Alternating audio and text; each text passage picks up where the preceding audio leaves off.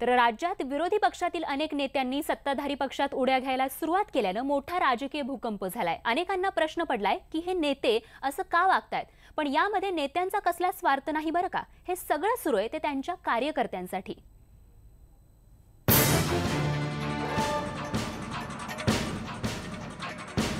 कार्यकर्त्यांनी आयुष्यभर काय सतरंगाच उचलायच्या का अशा पोस्टी टाकणाऱ्या नेटकऱ्यांनो जरा हे डोळे उघडून बघा।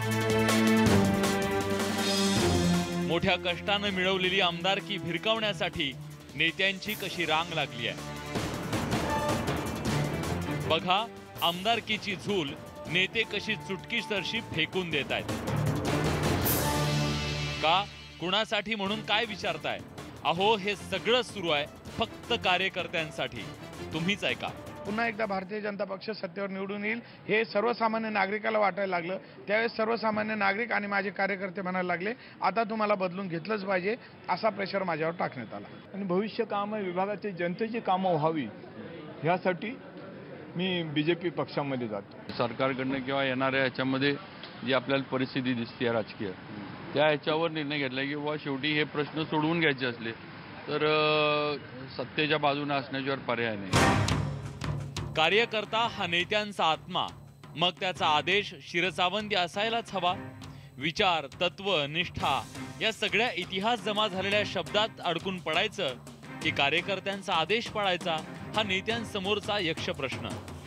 पक्ष सोडण्यात कुणाला कसला आलाय हो आनंद, पण कार्यकर्त्यांच्या सन्मानासाठी अगदी काळजावर दगड ठेवून नेत्यांना राजीनामे द्यावे लागतायत, पक्ष बदलावे लागतायत, पण तरीही काही नतद्रष्ट लोक या प्रेमाला सौदा म्हणतायत। अशा प्रकारच्या सत्ता घोडेबाजारातून येत असतात। तोडफोड, पळवापळवी मुंबईत आम्ही हे पाहिलं सगळं। पण अर्थात जेव्हा कोणीतरी विकायला तयार असतं स्वतः तेव्हाच तो विकत घेतला जाऊ शकतो। खरं तर या नेत्यांसाठी पद, पैसा, प्रतिष्ठा सगळं काही गौण आहे।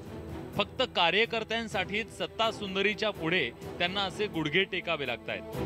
ही चार चौघातली अशी अवहेलना सहन करून दबाव टाकायचं काही कारणच नाही। नुसतं नजर जरी दिली तरी माणूस यायला लागला तर आम्ही काय करणार त्याच्यामध्ये। तुमच्या नजरेने घाबरून थांबला पाहिजे ते न होता जर तो थेट येतोच आहे। एखाद्या पक्षाच्या विचारधारेकडे आकृष्ट होऊन विचारांना निष्ठा वाहणारे कार्यकर्ते घरादारावर तुळशीपत्र ठेवून अंगावर केसेस घेऊन नेत्यांच्या मागे जातात, पण हेच नेते सत्ता सुंदरीपासून दुरावताच तत्व विचारांना खुंटीला टांगत सत्ता सुंदरीच्या बाहुपाशात जातायत, तेही कार्यकर्त्यांच्या नावानं।